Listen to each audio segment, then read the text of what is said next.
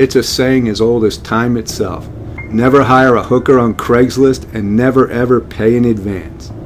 The internet is filled with stories of women and men posing as prostitutes who then rob their clients blind and make off with the money. But those stories are nothing compared to the tragedy of 26-year-old Jennifer Papin. Papin was a prostitute working in Long Island who advertised her services on Craigslist. On March 24, 2010, she was contacted by 23-year-old Chad Johnson. Papin thought nothing of it, just another night and another job. For $80, she agreed to meet Johnson in his car and take care of their arrangement, but things didn't go as planned. Sometime during the rendezvous, Johnson asked for his money back. Papin refused, at which point Johnson got violent. He got his hands around her neck, and before she could scream for help, he was pressing her windpipe shut. He choked her to death and then drove to a wooded area near the Long Island Expressway and buried her body in a shallow grave. The subsequent investigation into Papin's disappearance turned up Johnson as the person who'd last seen her alive. A background check revealed that Johnson was something of a serial choker who'd had brushes with the law in the past for assault, and he ended up leading the police to the grave he dug for Papin. In 2003, Brian Boucher was looking for a roommate to help share the rent, and John Williams was looking for a place to stay. It was a match no different from thousands of others that happen on Craigslist all the time, and for a while it looked like it would work out. That is, until Williams began acting strangely. To sweeten the deal, Boucher had offered his new roommate the only bedroom in the apartment, hoping that the added privacy would convince him to stay. It was just what Williams was looking for, because Williams had a secret. According to Boucher, Williams kept to himself a lot. Boucher could spend hours in the apartment thinking he was alone, only for Williams to suddenly walk out of his room with his head down, do whatever he had to do, and then disappear inside the dark bedroom again with only the soft click of the door's lock as a farewell. Boucher began to get worried. As the months passed, Williams began staying away from the apartment for extended periods of time, and during one of these absences, after they'd been living together 10 months, Boucher had had enough.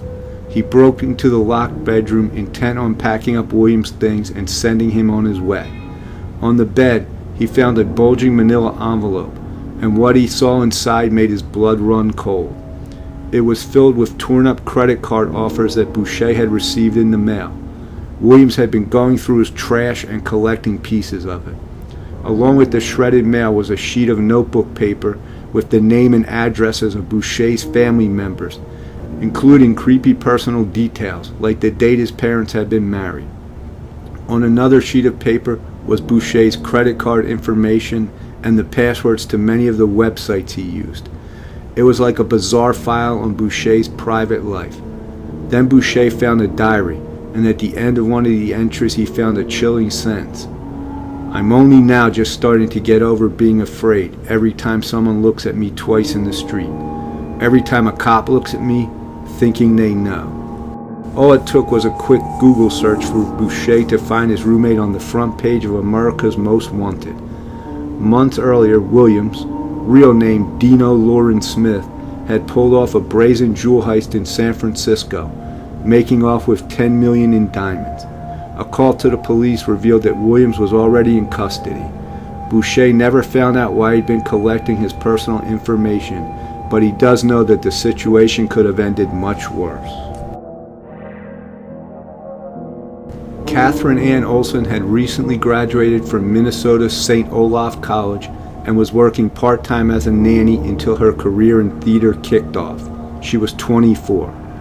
Michael John Anderson liked to play paintball and wondered what it would feel like to kill a person. He was 19. Posing as a mother named Amy, Anderson posted a Craigslist ad in 2007 looking for a person to babysit a child the following day. Olson jumped at the opportunity, and they made arrangements for her to show up at the house around 10 a.m. to start the job. According to some comments made by Olson to her roommate, she had a weird feeling about the job, but she decided to go through with it anyway. There was no way she could have seen what was coming. After arriving at the house, a rundown split level in Savage, Minnesota, Olson was greeted by Anderson, who led her up to his bedroom on the second floor. Nobody's sure exactly what happened next, but at some point Olson tried to run. Anderson shot her in the back with a .357 Magnum, dragged her body down the stairs, and stuffed her in the trunk of his car. He abandoned the car a few blocks away. Then, in an attempt to destroy the evidence, Anderson crushed Olson's cell phone and wrapped it up in a bloody towel before dropping it into a public trash can. He apparently didn't realize that the towel had his name written on it in black marker. In 2009, Anderson was sentenced to life in prison without parole. On a chilly morning on August 11, 2011, Murayama Alejandre waited for hours at the Mesa County, Colorado bus station where her roommate, Luis Olivo, was supposed to pick her up after a long ride in from Denver. When he never showed, she got worried and called the police. When deputies arrived at Oliva's home, they found a grisly scene. Oliva was lying naked on an air mattress in a pool of blood. He'd been clubbed multiple times on the back of the head with a blunt object. Nobody doubted it was murder, but finding the killer, well, that was the problem. The investigation quickly revealed that Oliva had been running a male massage service on Craigslist. Suspicion then fell on Oliva's partner, Brandon Wathan, who lived with Oliva. Was it jealousy? A crime of passion? Not likely, since Wathan was working out of town on the night of Oliva's death. Besides, Wathan had helped Oliva set up the Craigslist sex operation months earlier when they'd both been unemployed. Investigators then turned to Craigslist records and email communications with the people whom Oliva had seen, and that's where they found their answers. All trails seemed to point to one man, an Army veteran named Billy Joe DeLacy, who had apparently been Oliva's last customer before his death. But even that trail soon began to feel like more of a maze. DeLacy first said he'd never gone over to Oliva's, then he admitted that he had, but he'd left before they'd done anything.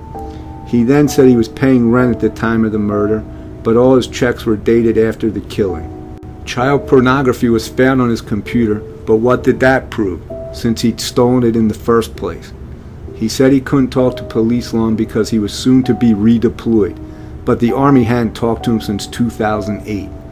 The bizarre trail led on, but finally in 2012, DeLacy was arrested in Pennsylvania and indicted for first-degree murder. Two girls needed a new suitcase and found a deal on Craigslist. One of the girls offered to meet the seller at a local business, but he kept asking to meet her at her home. He finally agreed to meet her at a shop, and when the girl arrived, she found him waiting. He asked her to take a drive with him, so she left and ran home. That night, the man came to her apartment door and tried to kick it down. She escaped from her apartment and ran down the street for help. Police arrested the man and identified him as a serial rapist. A guy found a great $200 iPhone on Craigslist. He enlisted his brother to come along for the sale to help him test the phone. The two men met two very intimidating men at a nearby restaurant. The brother tested the phone and it worked just fine. The seller then demanded $250. The buyer would only pay $200, so the seller relented, very angry. As the two pulled out of the parking lot, the brother noticed the two sellers following them, so the buyer decided to lose them, driving crazily and running a red light. Later that night, the buyer was programming the phone when he heard a car door slam. The two sellers came to the door and threatened to shoot the lock off. The buyer called a neighbor who worked for the police, just as a silent shot blasted through the door. The neighbor arrested the two sellers and the buyer was ecstatic. Two guys decided they needed a new couch and found a great deal on Craigslist. One of them went to a house to examine it. The owner asked him to go around back, where the buyer saw four men in black robes. One asked where his roommate was, so the buyer ran to his car and drove off. He'd never mentioned that he had a roommate before.